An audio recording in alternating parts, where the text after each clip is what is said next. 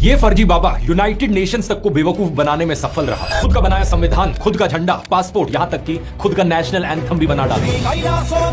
जब ये सिर्फ 12 साल का था तभी इसकी बॉडी में एक जेनेटिक म्यूटेशन आ गया था, जिसके कारण ये ना तो मेल है ना ही फीमेल है। सितंबर 2018 में तो इसने ये तक कह दिया कि ये 1 साल के अंदर अंदर जानवरों को तमिल और संस्कृत बोलना सिखा सकता है। We are going to have bulls and cows which will talk to you very clearly, legitimately in Sanskrit and Tamil. सबको ऑफर किया गया है कि आप लोग जाकर इस देश की ई सिटीजनशिप भी ले सकते हो, वो भी बिल्कुल फ्री में। सिर्फ कुछ क्लिक्स करो और आपको इस देश की सिटीजनशिप मिल जाएगी। नमस्कार दोस्तों, विजय माल्या और नीरव मोदी की कहानी तो हम में से हर कोई जानता है। वो लोग जिन्होंने हजारों करोड़ का घोटाला किया और देश छोड़कर भाग गए। लेकिन इमेजिन करो एक ऐसा फ्रॉडस्टर जो ना सिर्फ देश छोड़कर जाता है बल्कि बाहर जाकर अपना खुद का एक नया देश ही बना लेता है। The United states of Kailasa, एक सेल्फ प्रोक्लेम्ड हिंदू राष्ट्र, एक ऐसा देश जिसका खुद का अपना संविधान, अपना पासपोर्ट, अपना एम्बलम, यहां तक कि अपना झंडा और अपना नेशनल एंथम भी है। ये कहानी इतनी अजीबोगरीब है कि इस पर अपनी एक थ्रिलर फिल्म बन सकती है। एक ऐसा फर्जी बाबा जो ना सिर्फ अपने हजारों अंध भक्तों को बल्कि यूनाइटेड नेशंस तक को बेवकूफ बनाने में सफल रहा। I'm here representing the United States of Kailasa. इसने दर्जनों American, south American politicians, government official से लेकर अमेज़न जंगल में रहने वाले आदिवासियों तक को स्कैम किया। इसलिए शायद से इसे दुनिया का सबसे बड़ा, सबसे कमाल का स्पिरिचुअल स्कैम कहा जा सकता है। आइए जानते हैं इसकी कहानी गहराई से आज के इस वीडियो में।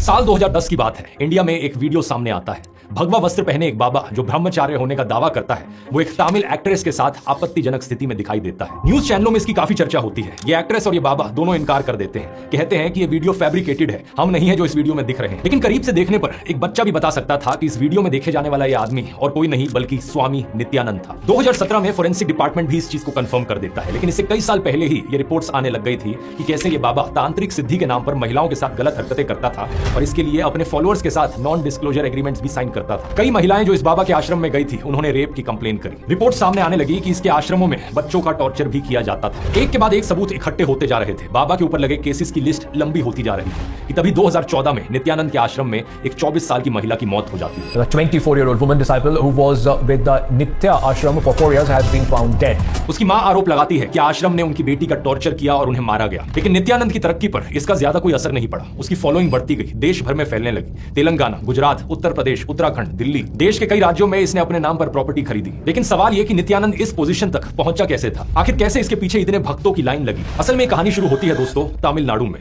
1 जनवरी 1978 अरुणाचलम राजाशेखरन नाम के एक बच्चे का जन्म होता है। असलियत में इसका बचपन कैसा बीता उसके बारे में ज्यादा कोई पब्लिक इंफॉर्मेशन अवेलेबल नहीं है। लेकिन नित्यानंद दावा करता है कि जब वो 10 साल का था तब अरुणाचला हिल पर मेडिटेशन करते हुए उसे पहली बार डिवाइन एक्सपीरियंस हुआ। कहा जाता है कि इसने मैकेनिकल इंजीनियरिंग में डिप्लोमा किया और सिर्फ 17 साल की उम्र पर ही इसने अपना घर छोड़ दिया था अपने गुरु की मौत के बाद। साल 2000 में इसके द्वारा अपना पहला आश्रम खोला जाता है तमिलनाडु में। लोगों को अपने जाल में फंसाना, अपना अंधभक्त बनाना कोई ज्यादा मुश्किल काम नहीं था, क्योंकि अपने भाषण बड़े ही एग्जैजरेटेड और एनिमेटेड तरीके से देता था। Every thought is independent, illogical, unconnected and unclutched because the gap between two thoughts is too small. कई और फर्जी बाबाओं की तरह ये भी नाटक करता था कि इसके पास बड़ी जादुई और बड़ी रहस्यमयी शक्तियां हैं। अपनी सभाओं में बड़े बड़े दावे किया करता था, कहता था कि ये कैंसर जैसी बीमारियां ठीक कर सकता है। इसके अलावा इंग्लिश में योगा और स्पिरिचुअलिटी भी पढ़ाने लगा। 2003 तक आते आते देश की कई जगहों पर साउथ इंडिया में इसके आश्रम खुल चुके थे। बेंगलुरु के पास बिराड़ी में इसका एक बड़ा आश्रम खुलता है, नित्यानंद ध्यान पीठम। समय के साथ साथ लोग इसकी बातों में फंसते चले गए और ये और पॉपुलर होता गया। 2010 तक आते आते इंडिया के बाहर कई देशों में इसके मेडिटेशन सेंटर्स खुल चुके थे। अमेरिका के दर्जनों शहरों में इसके आश्रम मौजूद थे। लेकिन यही वो साल था जब वो वीडियो सामने आता है। शुरुआत में नित्यानंद ने इस वीडियो को फेक बताया और खुद को नपुंसक और वर्जिन कहा। झूठे एग्जैजरेटेड भाषण देने की आदत इस वक्त तक इतनी बढ़ चुकी थी कि इसे लगता था ये जो भी कहेगा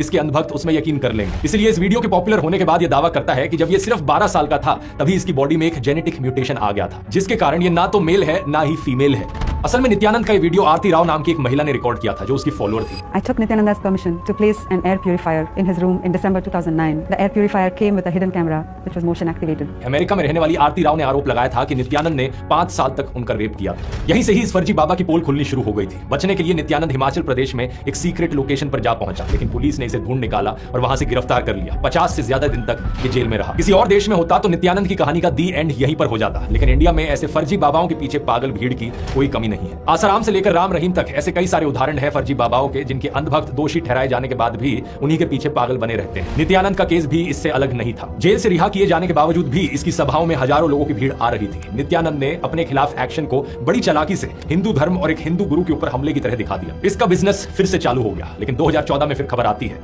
आश्रम में 24 साल की महिला की मौत। The mysterious and sudden death of a 24-year-old woman inside controversial God. मेरे घर के सामने जाकर कहते हैं बीजेपी के चमचे बाहर निकलो, बीजेपी के चमचे बाहर निकलो। मैं क्या बोलूं बताओ? लोग जाके घर के बाहर नारे